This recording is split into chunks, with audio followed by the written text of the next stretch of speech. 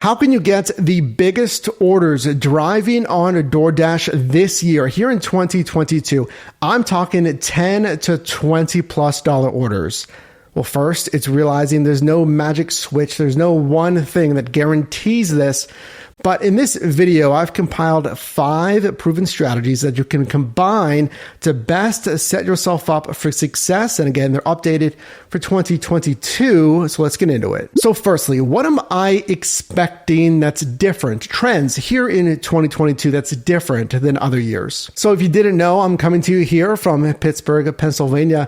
And actually just down the road, we have a new Dash Mart that's opening. And that's one thing I think we're going to see more of here in 22. It's more Dash Mart requests and possibly more shop and deliver requests. So here's what a Dash Mart looks like. And here is what an order request looks like. So again, it's kind of a little convenience store supplied by your local restaurants and shops. So you're just going to go in there. You don't have to shop necessarily for these items. Employees are going to pull the items for you, which makes it easy. Now, conversely, this is a shop and deliver request.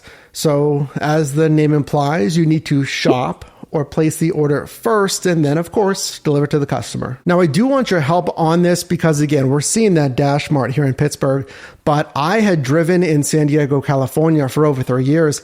And I mean, again, 4 years ago, San Diego already had a Dash Mart.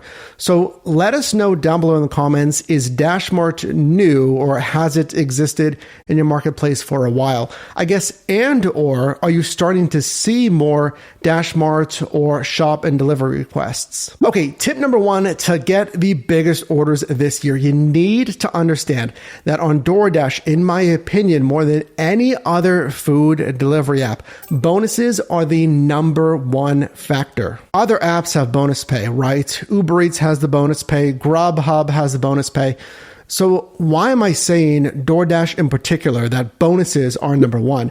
Well, I mean, this pay structure from DoorDash that frankly has not changed in years says your pay is broken up as base pay plus promotions plus tips. Now understand, unlike other apps, tips really cannot be touched, added to, changed after the service. That's different than, let's say, Uber Eats. And base pay is never going to make you a lot of money. It is time, as we can see, it's distance and Dasher desirability. If a Dasher does decline it, you may see some base pay increase. But in my opinion, this peak pay and challenges, this is a trend I've seen for years. That is what's going to help you make the most money. So here's some examples here in Pittsburgh of peak pay. So when should I expect this per delivery bonus, right? I'm getting extra money for each delivery I complete.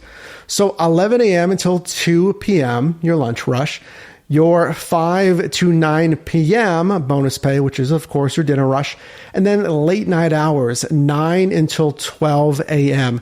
Now, here's the thing. I need you to do some market research. That's a big thing that we talk about here on the channel. Are these times and the bonus pay slots the same? I would double check just to make sure. Number 2, okay, bonus pay is so important. Do you understand the market cap for your bonus pay?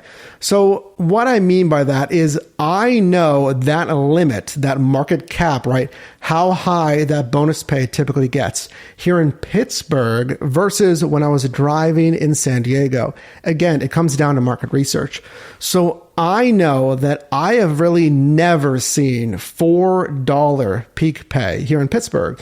So my market cap, the highest that it typically gets, is to maximum of $3 typically here in Pittsburgh. Conversely, back in San Diego, I saw $4 peak pay at times. I saw $5 and the market cap there was $6 for the highest per delivery bonus that I ever saw. So is that ever changing, right? You may assume, and okay, the market cap was $6, but maybe that was a year ago. So again, it comes back down to your market research. And then tip number 3, also relating to that peak pay that I saw confirmed really statistically, tracking my numbers and also just listening to our team members like you. And if you're not a team member, I invite you to subscribe here, is to not drive on the highest peak pay. You might want to drive on less peak pay. Like for this example, I want to think of San Diego just because they had a wider range of peak pay bonuses, anywhere from, again, $2 to $6. So, I mean, I get it. That peak pay of $6, like $5, it's super attractive. That's extra money on every single delivery. It's super attractive. I get it. But I drove shift after shift, and you can experiment, in different segments of your marketplace.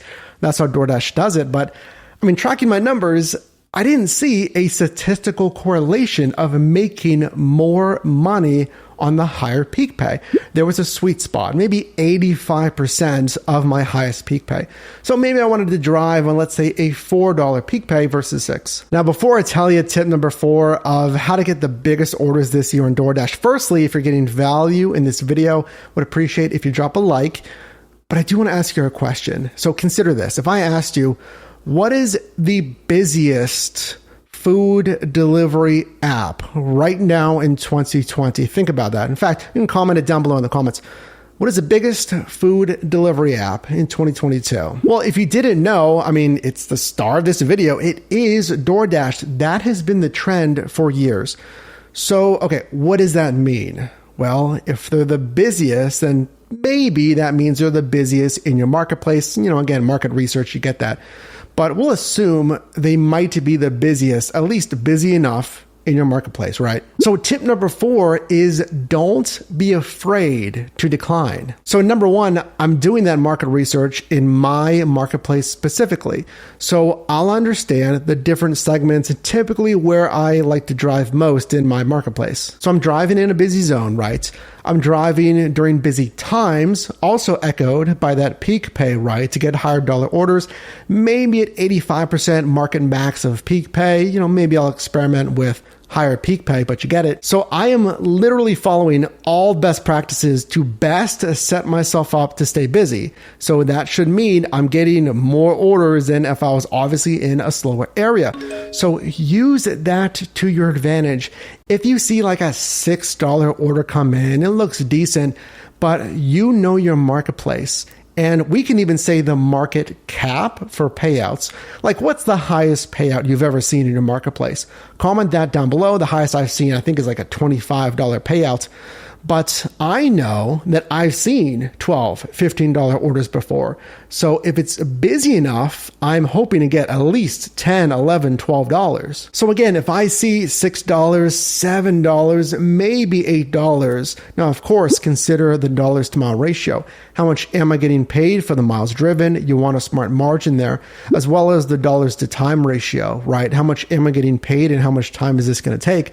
But this is always been one of my favorite strategies, is being strategic and declining as much as you want, frankly. You're allowed to decline. Do not worry about your acceptance rate. And then number 5, I kind of alluded to this in tip number 4, but it's mastering your marketplace. Really think about everything. So remember, I told you where are the best segments, and I learned this again back in San Diego. We had a lot more market segments than we do here in a, let's say, small, medium-sized marketplace of Pittsburgh. So there's a lot of market segments. I drove in a lot of those different segments, and I started to understand, okay, this place, let's say Pacific Beach was an example, has a ton of traffic. Yes, they get a ton of orders and they are short runs, which is good, but there's a ton of pedestrian traffic. It slows me down and parking is extremely difficult. Versus maybe I want to drive in my immediate zone, Mission Valley. Maybe I want to go up to La Jolla. There's a lot of colleges. And bringing it back here to Pittsburgh, maybe I want to drive in Oakland, where the University of Pittsburgh is. There's a lot of universities. But then that strategy changes because tip number 5, understanding, really mastering your marketplace.